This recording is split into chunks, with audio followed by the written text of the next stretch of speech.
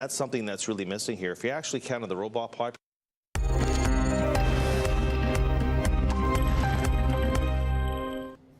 Hi, good evening. You're watching Bloomberg Quint. Last week, the Telecom Regulatory Authority of India, TRAI, decided to cover by over half the interconnect fee. It cut the interconnect fee, rather. Simply put, this is the fee paid by the telecom company making the call to the telecom company receiving the call. Now, in telecom language, it's called the Interconnection Usage Charge, or IUC. In 2015, the IUC was reduced from 20 paise per call to 14 paise, and last week it was cut further to 6 paise, with the TRAI committing to eliminate it altogether by 2020. This has now become the newest controversy in the telecom industry, and here's why. The new player in town, Reliance Jio, has argued in favor of zero IUC. Incumbents such as Vodafone, Idea and Bharti Airtel are crying foul. Since Jio is a new operator, more calls are made from Jio phones to their networks than vice versa. One brokerage, that's Edelweiss, estimated that Jio will now save about 26 rupees per subscriber. That adds up to a total 4,200 crore rupee gain for Jio, according to Edelweiss, whereas Airtel will lose about 1,220 crores and Idea will lose about 820 crores. And when the IUC goes down to zero, those losses could very well double. Most analysts have forecast two outcomes of this change in IUC. One, that competitive intensity will increase as Jio may use these gains to offer bigger discounts, adding to the peer pressure in the industry. And two, that the stress on the sector will deepen. Why then did TRAI do this? To answer that question, I'm joined by RS Sharma, the chairman of the regulator. Thank you very much, Mr. Sharma, for joining us here on Bloomberg Quint. You want to explain to us why this has become so controversial, and despite the many representations that many incumbent telecom companies made to you, sir, about not wanting a lower IUC, you decided to go ahead and do so.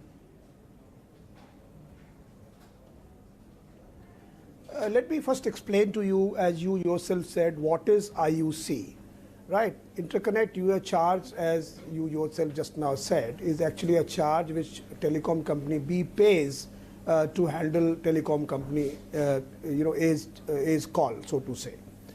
Now, this is agreed and accepted that this particular charge should be based on cost. You know, how much is the cost, how much is the work which the company which is handling the call does to take care of the call. So essentially, we TRAI floated a consultation paper in August of 2016, and we went through a process of about 13 months, and we heard all the stakeholders, every telecom service provider, and other stakeholders, that is the customers, etc. We had open house discussions. And we finally had a workshop also where every telecom service provider presented their arguments. And then TRAI, based on all these inputs, went ahead and computed the actual cost which is incurred in handling the call. And it came to a figure of 5.9 paisa, and it rounded it off to 6 paisa. And then we issued the regulation on 19th of this month. And as you will see, there are, the regulation has an explanatory memorandum, which actually is pretty explanatory in the sense that it contains 32 pages of explanation, which answers to that question as to why the TRAI took the review and other questions. And then it has the cost models and data sheets for computing this, and there are absolutely no assumptions in that. So essentially, TRAI is duty bound to compute the cost and then fix that interconnect user charges. Mr. Sharma, so it's not as if, I understand why did TRAI go ahead with it? Sir, the reason I asked you that question was because I wanted for you to elucidate to our audience the one or two compelling reasons that you decided to go in favor of 6 paise. Now, you've explained to us that the cost, according to your modeling, worked out to 5 paise or 5.9 paise, and hence you decided 6. From all the arguments I've read in both the consultation paper and the explanation memorandum accompanying your order of last week, I understand that one key reason for implementing a zero IUC regime is to encourage telecom companies or service providers to move towards newer age networks, IP networks, because in those networks the costs are zero for terminating calls. But does this argument not ignore the tremendous capital investment that existing telecom companies have already made in their existing networks? Does this argument not inadvertently favor, in some form or the other, a new player who might be entering just in the last few years and therefore have the advantage of a new network? No, not at all. This argument does not ignore the fact that the existing telecom players have made investments. It certainly does not. It essentially reimburses the cost of handling the calls. So in what way, I don't understand if the payment to the new or the old is being done on the basis of actual work done by them. Why should that be an issue? Because now, the issue as to whom it favors, whom it does not favor is not the one which we are concerned with, so to say. We are concerned with computing the cost, and we have done so. And have the calculations of your costs taken into account the cost of investment of building out these networks? Can you explain to us whether the historic costs or the investments that the incumbent players have put in has been accounted for in that 6 paise cost, sir? No, certainly. What has happened is that the explanatory memorandum, if you see, it basically, in clear details, it explains as to why the historical costs and what kind of costs are to be included and what kind of costs are not to be included.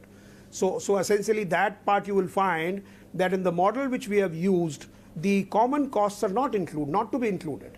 And that's the way it has gone. So therefore, to say that you have not included the common cost, there are absolute reasons for that, adequate reasons for that, and which is explained in the memorandum. Okay, I'm going to raise to you the many objections that incumbent players have raised to us as to why they don't agree with the zero IUC regime, and it would be very illuminating to hear your response or your explanation of this. One of the other things that they've said is that if TRAI wants us to move to a new network, and this is one way of doing that, then maybe they're ignoring the fact that, the cost of termination actually depends on the smartphone that consumers use, and that the penetration of VoLTE-based smartphones is less than 10% in this country. So the point that they're trying to make is that the way these costs have been arrived at, the way you look at the usage of phones themselves, all of these don't necessarily add up to TRAI's position. Unfortunately, I must say that there are established methodologies, right? And we have not invented a methodology. Lyric is a standard methodology used all over the world, and we have used that methodology. What we have done is we have plugged in that methodology the cost sheets and the data provided by telecom service providers. So nothing has been ignored, nothing has been added to a standard methodology which is available. Mr. Sharma, the other question being raised about the zero IUC regime is the traffic asymmetry that currently is being experienced in this industry. Jio obviously makes more calls than it receives from the incumbent players. And it's not just the incumbent players that have raised this. Several research companies and brokerages have also raised this. So let me quote to you from Kotak Institutional Equities. They wrote a report that says it is no secret that there is massive traffic asymmetry between Reliance Jio and the incumbents at this point. Reliance Jio is running a massive interconnect bill, whereas the interconnect EBITDA for incumbents has gone up sharply since Jio's launch. So the suggestion also is that money is being taken, or EBITDA is being taken from the incumbents and passed on to Reliance Jio. I think, Menka, you are sort of connecting a number of issues which are not really germane to the basic question of computing the IUC, right? As I explained to you, that IUC is computed on the basis of a particular methodology, and the cost sheets and everything is there. Now, obviously, it will benefit somebody, it will harm somebody. That's not really the issue here, right? So essentially, the methodology you should go into, you should question that. And Secondly, the traffic asymmetry issue, let me put it this way. If you are being compensated for the cost of doing something, then if the number of calls on your network are more or less, how does it make a difference? Because if the cost is coming to you, if you handle 1 minute, you will be paid 6 paisa. If you handle 100 minutes, you will be paid 600 paisa. In what way does it harm you? It would have harmed you if you were being paid less. It would have profited you if you were being paid more. So this is exactly what you are spending, and that's what you are getting. But Mr. Sharma, you know better than I do, based on all the representations made to you by the incumbent players, that their argument is that the costs are a lot more than 6 paise. So whether it is the technical calculation of costs done by TRAI or their basis of working out the costs, they suggest that the interconnect cost on their end is somewhere between, and depending on who you talk to, 25 to 40 paise. They said we were opposed to the IUC being reduced from 20 paise to 15 paise. So, I mean, look, this is a technical issue. I'm not necessarily the expert on what is precisely the interconnect cost for each telecom player in the country. You are. I'm asking you to explain why y'all don't see eye to eye on this. No, I do not have to explain. I think we have provided for in the detailed cost sheets, and if there is any error in those cost sheets, we are absolutely ready to accept those errors, and we will rectify our orders. But as far as the the data is there, the cost sheets are there. Somebody is saying that no, your cost sheets are not good.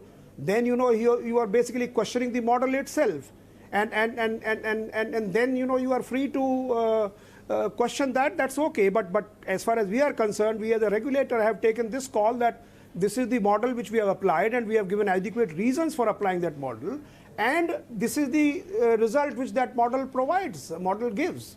No, I get that, Mr. Sharma. I'm not questioning the regulator's authority. I'm simply questioning or asking if you can explain to us why something as technical as a cost seems to have so much controversy surrounding it. So why is it that your methodology of cost is not agreeable, with the incumbent players? Because they have gone on and on about this ever since the consult started last year, that y'all don't see eye to eye on the cost. Not just that. I think some of the other arguments they've made against an IUC is that, an IUC provided a floor. It thereby helped, a tariff floor that is, it thereby helped prevent predatory pricing. Because of that, it also allowed for the incumbent players to invest in rural areas where there may not be much traffic, but those areas needed service from these players. These are the many arguments that they've put to us, and I'm asking you whether these arguments held with you or not. If you remember, I think Audrey had spoken to me from your channel, and I had requested Audrey to read the explanatory memorandum. I've read it, sir. And you will find answers to all these questions. And I think you should inform your viewers if there is any question which is not answered. Ask me those questions, because I think all these issues as to why a particular methodology has been used and other related questions which you are asking, they are all there. Now the question is that somebody is not agreeing with it, or somebody is just questioning it. What can be done about it? No, we've heard from the incumbent players. They've appeared on we've heard from the incumbent players. They've appeared on Bloomberg Quint. They've stated their case. I'm so therefore asking for you to explain to our viewers why they are wrong and TRAI is right, sir. No, I have already explained to you that, methodology I have explained to you, computations I have explained to you, right? So then what else is left which I have not explained? So you don't agree that this 6 paise cost is too little, and you don't think that it might encourage predatory pricing, as is the case being made out by incumbent players? Not at all, because basically 6 paisa has been computed in the most transparent way, and the computations and the data inputs for these costs are for everyone to see. So I don't see, if 2 plus 2 is 4, then 2 plus 2 is 4. Whether I say it, you say it, or somebody else says it. So why would somebody say that they don't agree? If they don't agree, they may not agree with the methodology. That's a different question altogether. Okay. But you don't agree with the cost sheets, that's something which I don't understand. And sir, the modeling that suggests, I know this is in the explanatory memorandum, unfortunately I can't read that out to viewers, so I'm asking you for a succinct explanation. You have said that it will be zero RUC by 2020. You've obviously used modeling to understand why you think the current Yes. 6 paise cost, according to your estimation, will go down to zero by 2020. Can you explain to us why you think that the best case scenario by 2020 is zero? Yeah, I will try. Yes, I will certainly try to explain to you. See, what has happened is that all the networks are now going to become IP-based networks. Already the back ends or the middle ends of all the telecom service providers networks are IP-based. We already have seen major operators in this country have committed to or have already started IP-based systems, front ends. So therefore, what will happen in an IP-based network, it's all data. Data is the new raw material.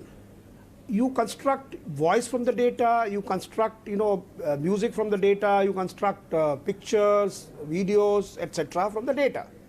Now in that world, what happens is that the cost of handling a call becomes a fraction of a paisa even. For example, 1 megabytes of data can handle about 4 minutes of quality call. Therefore, what happens is in a digital and in an IP network, the voice becomes an application on top of the data, made out of data. So that being the case, the cost becomes progressively, it becomes very, very insignificant. And therefore, this bill and keep thing which we said, now if the bill itself becomes more or less close to zero, then it is better to be kept rather than being given to other guy because it's very insignificant. So that is why we feel that by 2020, and we have been conservative in that, January of 2020, the networks will all converge to an IP-based networks, which will basically reduce the voice to be merely an application on top of the data, and therefore the cost of handling calls will become more or less zero. And that's why we have given that kind of timeline. Sir, in your estimation at this point in time, what percentage of the incumbent telecom networks are IP-based networks? Because the remainder will have to, in the next 3 years, convert to IP-based, right? In my estimation, it'll do sooner than that. Nevertheless, we have, if you see the regulation, we have kept that after 1 year of operation of this regime, we will see we will review it. We have we have decided that we'll probably review it and then take a call one way or the other. And sir, the TRAI... So it is not as if the estimations don't come out to be true, then we will be able to make mid-course correction, as they say. Okay, fair enough. TRAI has been able to estimate currently what percentage of the incumbent networks are IP-based. I'm not talking about the new networks because the new networks are all packet technology, as you point out. But the incumbent networks, what percentage would be IP-based? Would you know? Say it again. Of the incumbent networks, sir, what percentage would be IP-based? I didn't hear the question. No, of the incumbent networks, what percentage would be IP-based at this point in time? Would you know? IP, no. About 11%. That's the figure of December of 2016. So as of December 2016, 11% of the current incumbent telecom networks were IP-based, and you are hopeful that about 90% of it will convert in the next 3 years. You can't sort of say somebody if... No. Every incumbent or every operator is at different stages of development, right? At different stages of IPification, if you may use that word.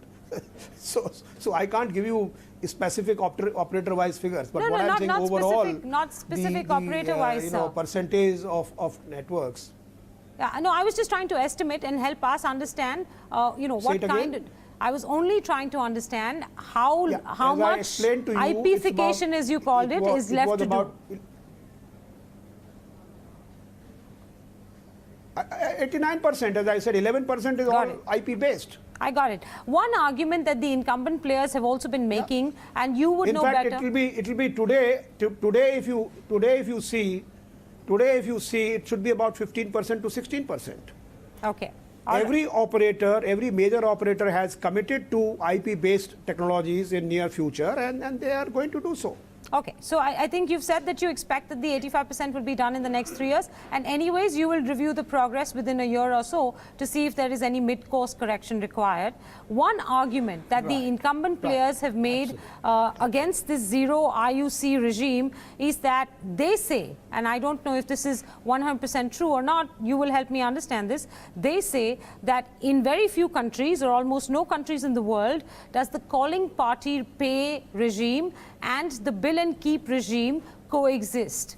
So these two regimes do not coexist in any other country in the world or in most other countries in the world. What is your experience or study of international practices been? I think you have used this, this zero IUC based regime. We are still not at zero, Menka. We are at 6 paisa. You have used this term 3 times. I'm talking about 3 years from now, sir. You asked. That's one. And secondly, no, that's fine. But I just wanted to make that point because in this zero IUC based regime is what you have been using since last quite a number of times. Now coming back to the question that bill and keep and the CPP, as they say, calling party pays regime cannot coexist. Let me answer that question not from the world experience, etc., because we don't have to be guided by anybody in the world. We are a mature telecom market, one of the largest market in the world, one of the most vibrant markets in the world, and we really don't have to be guided and compared with others. That's one part. But let me do this way. Bill and keep may be a commercial arrangements, right? Is a commercial arrangement. What we have said in the explanatory memorandum, if you have read that, is that the cost of handling a call will come down to close to zero. As I explained to you, that data is the new raw material out of which you make various products. So bill and keep has got 2 terms. One is bill and another is keep, right? So now if the bill itself becomes zero, close to zero, then you better keep it. Because the cost of actually realizing the bill, the logistics, the billing, etc., and finally paying the other guy's bills also is not worth it. So that is why bill and keep is not as a business part in the CPP regime or otherwise. What I'm saying is that this is automatically, even if you continue with the principle of cost-based payments, then in all IP networks, this bill itself will become close to zero. That's what we are saying. All right, fair enough. So I know you're short on time. I've already taken quite a bit of it, so I'll make my last question a quick one. But unfortunately, I do have 2 parts to it, so I'll put both parts to it. One is that, there is acknowledged stress in the telecom sector. Banks are also worried. Rating agencies have pointed out that, the stress is only increasing. So I will read from a quote from an India Ratings report that came out right after the IUC change was made to 6 paise, not to 0, that the credit metrics of incumbents are deteriorating on a year-on-year basis, thus indicating a gradual stress build-up in the sector. Net leverage has been increasing after witnessing a recovery in FY15, and interest cover has been on a downtrend. In the recent last few months, we've also seen an interministerial group speak with telecom companies to understand how this stress can be alleviated in whatever fashion that the government can alleviate it.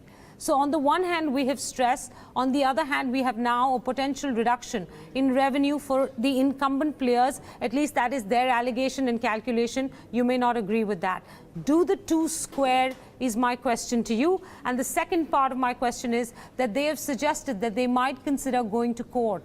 This matter has gone to court once before the change in 2015 was made. Do you expect this to become a long litigious few years? Let me answer the first question. I think we are mixing a lot of issues here.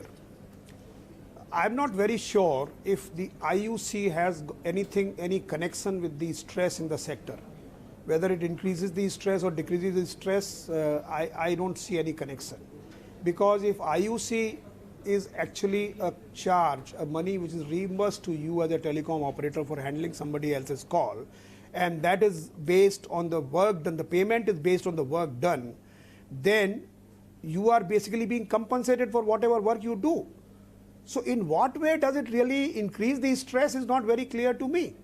I also think, and everybody agrees, that IUC charges cannot be a profit vertical for any company and should not be. And therefore, reducing the IUC and reducing it just to the extent that it compensates the cost, this does not really contribute either positively or negatively to the stress of the sector.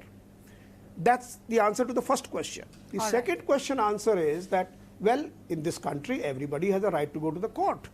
Everybody has a legal right to approach the appropriate legal forum. And therefore, if the telecom service providers go, I mean, I have no comments to offer on that. They have a right. And we also have a right to defend the TRAI's stand in the court.